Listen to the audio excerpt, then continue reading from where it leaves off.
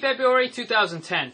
A couple weeks ago, the bluest of the blue states elected Republican Scott Brown to the Senate seat that Ted Kennedy held for over 40 years. Scott Brown essentially ran on a platform that was the exact opposite of Obama's agenda. He said no to Obamacare, no to civilian trials for terrorists, no to cap and trade, and no to increased spending.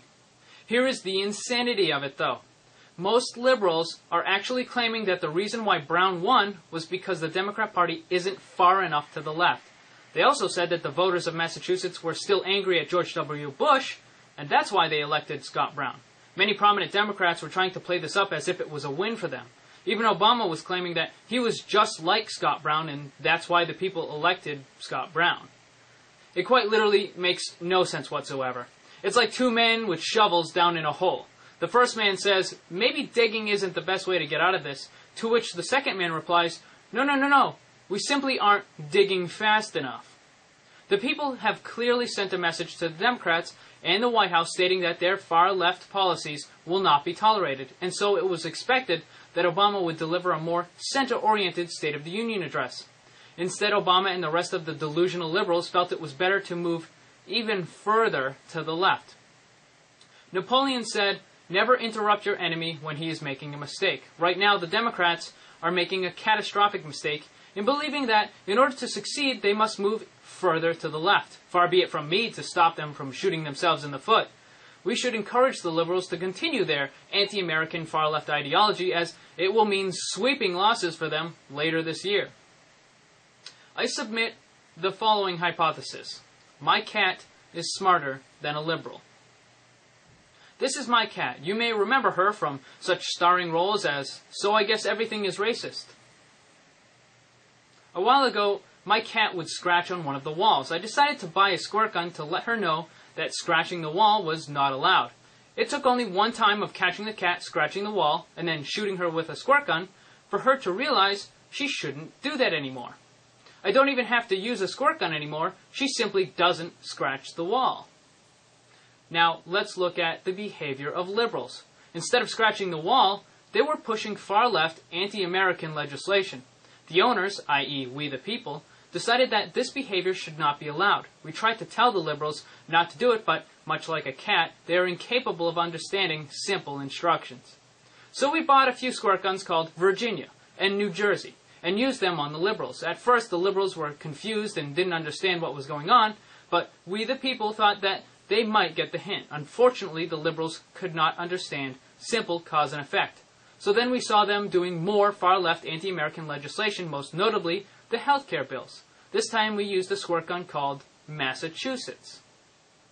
The liberals were, again, confused, but still did not change their ways. In fact, they insisted on moving even further to the left. The liberals still don't understand, and that is why the November elections are going to be the equivalent of a fire hose rather than a squirt gun. My cat learned after one time. Liberals are now soaking wet, and they still don't understand. Therefore, my cat is smarter than liberals.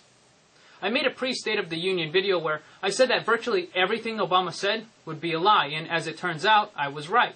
From global warming to cutting taxes to creating new jobs, Obama made lie after lie after lie. For the record, unemployment has been increasing, and the stimulus was a colossal flop that did virtually nothing to create new jobs, but added a lot of debt.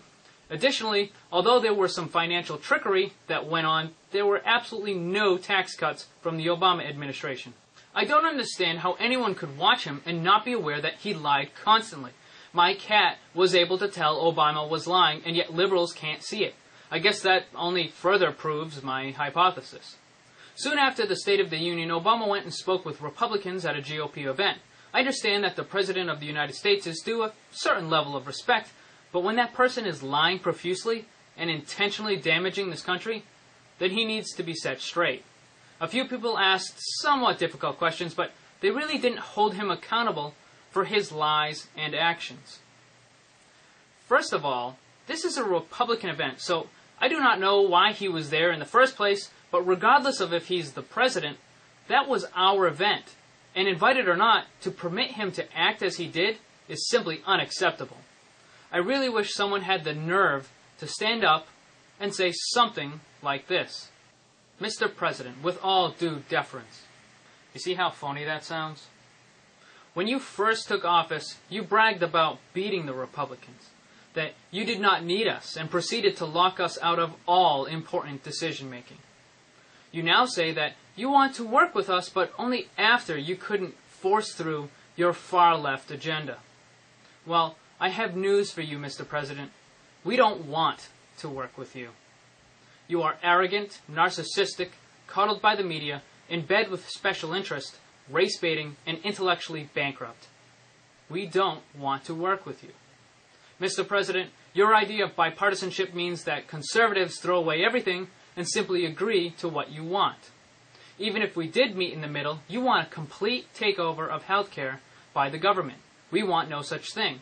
So your compromise is only a partial government takeover of healthcare. You would have us eat a dirt sandwich, and if we don't want it, you would then suggest a compromise of half a dirt sandwich, to which we would say, no, that is still unacceptable. We don't want to be bipartisan. We don't want to go anywhere near your Marxist ideology. You are wrong for America. You have destroyed the economy, weakened our national security, and we want nothing to do with you. But we will see you in November.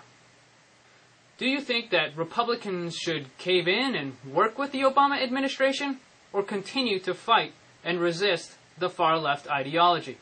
Use the comment section below and tell me where you stand. That's it for today. Please comment, rate, subscribe, share it with your friends. Emphasis on the share it with your friends. My name is Jeffrey Laporte. I am standing firm, and I hope you stand with me.